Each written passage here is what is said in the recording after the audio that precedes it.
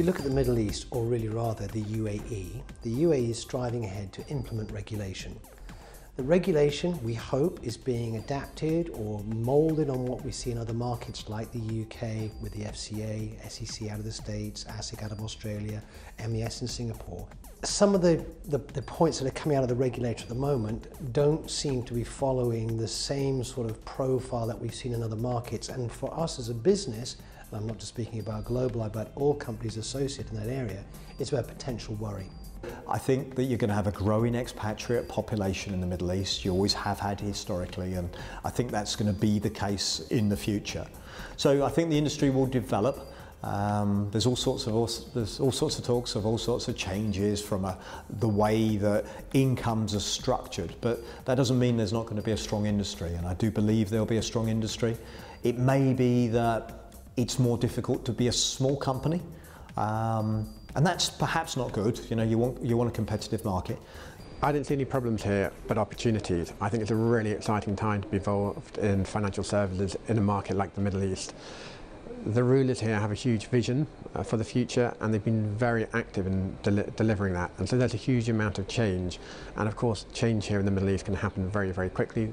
The city itself has only just had, or the country itself has only just had its 46th birthday. And in that time, they've achieved a huge amount. And I think similarly, financial services, the changes which are happening will be really, first and foremost, really good for the consumer. And if it's good for the consumer, it will be good for the organisations which are there. Yes, there's a great deal of consolidation happening at the moment, and old models and more traditional models are beginning to fail. But of course, from that, the opportunity of new, better models that put clients' needs right at the centre of what they do will emerge, and ultimately the clients will get much better results. I am a bit against the tide on this. I don't think that the local regulation is going to have an impact, much of an impact, more than we've seen so far in the next 5 years. I see that we've already built into our businesses that which we were expecting. So a good business already has competency on all sorts of levels. Compliance is good, new business inspection is good, the way we treat our customers fairly, all of those things are already built in to our business model. So I don't think anything that they may bring out in the next year or two, if indeed it happens, will impact us any further than where we are today.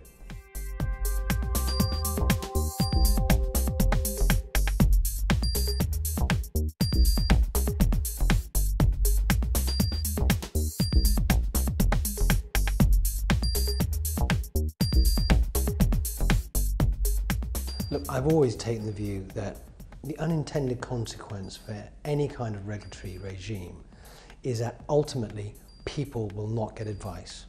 People will not get best advice. If you take, for example, the point you're making about if I'm not going to get paid to advise anyone, why would I do it? If I'm being told I can only sell certain products, I cannot give best advice. So this is the unintended consequence about over-regulation. Now for me, regulation is very simple in the fact that, yes, you need to increase qualification standards. There needs to be more oversight. Every advisor needs to be registered for want of a better term, etc. There has to be improvement on things like risk profiling, asset management, product suitability, and so on and so forth. However, ultimately, there needs to be enforcement. If the regulator does not take a look and then say, that could be done better, rectify it, or there'll be trouble. If they don't do that and have no dialogue with us as distributors whatsoever, then you have this dipole approach to what the right solution should be. Because ultimately, they should be doing it for the consumer. And there's a big question. Will it happen? And this is a very interesting, where is the pressure coming from? In the UK, when regulation came out, it was the media. Here, is it important to the Emirates how an expatriate is sold financial services? Where is the pressure coming from? And I think there are bigger pressures that come from externally that defray those pressures. Let me give you an example. If you have an insurance company here, almost certainly an Emirati will own that. So he will have an interest in the way that the regulation unfolds here. And it's a 10-to-1 general business to life business ratio. The general business is dictating regulation. And I think it's 2 to 3, maybe even 4 years away before you start to see any impact here. That's my view. You've seen recently that RL360 or its parent owners have purchased FPI. That's good for RL360, and I think they got a good price, by the way. So I think that's good for them, and RL360 is a good company, so you know, no issues with that. But one less company, that's not good. So I'd like to see more life companies coming into the international sector. I'd actually say it's a great sector to be in. Brits are good at something. We're good at financial services, so let's get more British companies working abroad. Let's develop, and let's not try and let the smaller brokers go out of business. Let's try and bring rules and regulations in that allow them still to be there, so that we can have a good competitive industry that gives a great service to the public. Well, we believe the international cross-border market is several decades behind other more developed markets within the world, such as the US, the UK, Singapore and Australia. And we really exist to help transform that by pioneering the transformation of what we see as an industry, which largely is involved in manufacturing and vending products, like the financial service market in the 1980s within the UK, into profession, whereby we put the client's needs at the heart of everything which we do, provide transparency, provide flexibility, and provide better results.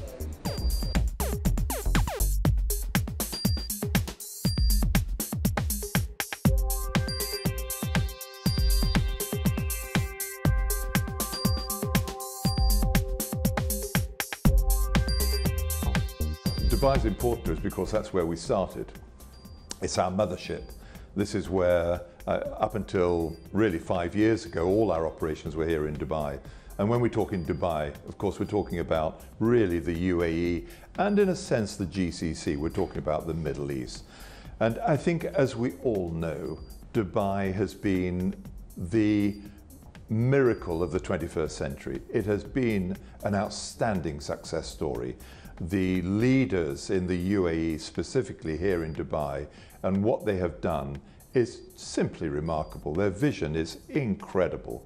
And all we have done, as I said earlier, is we've caught the upwave. Dubai is an amazing city to work from. It works very, very well. If you wanted to set up a company, you can do it within a matter of 3 or 4 days. You want to get in with the transport, Emirates Airlines, 187 destinations. Within 4.5 hours, you've got a massive marketplace to go. It's an exciting central hub from the world, and it's just going to get bigger and bigger and better and better. For me, I came to the Middle East when I first got into this industry. Initially, I started in Bahrain, but I didn't last long there because Bahrain, if you know your geography, is actually quite a small little island in the Gulf, and there's not a lot of diversity there.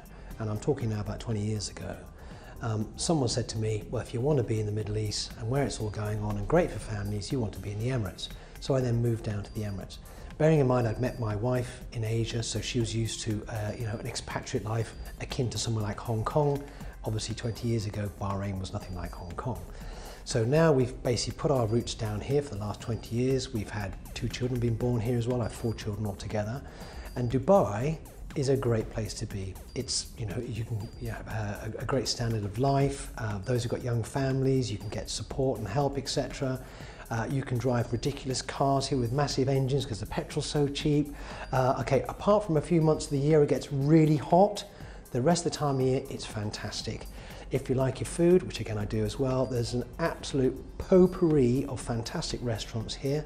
So, Dubai at the end of the day is really good. It's also tax-free for now, but that's going to be changing in January.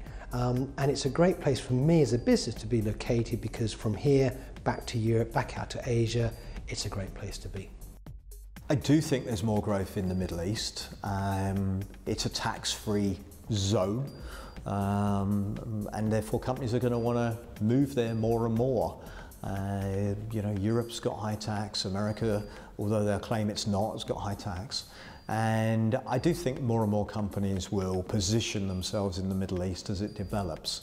I love Dubai. I'm very passionate. There's a huge amount of commercial opportunity here, but it's also an amazing place to live. I have 3 children, so I can educate them very well here. It's like being on a holiday. We're in the middle of the world, so we can go to lots of other places. But first and foremost, I think about the International Financial Centre, and here there's a very strong regulator with a very strong court system and a free zone designed for dealing with international clients. And because that's my type of marketplace, because we serve expatriates, non-domiciled individuals and people with international requirements, the Dubai International Financial Centre is the best place in the world for us to be.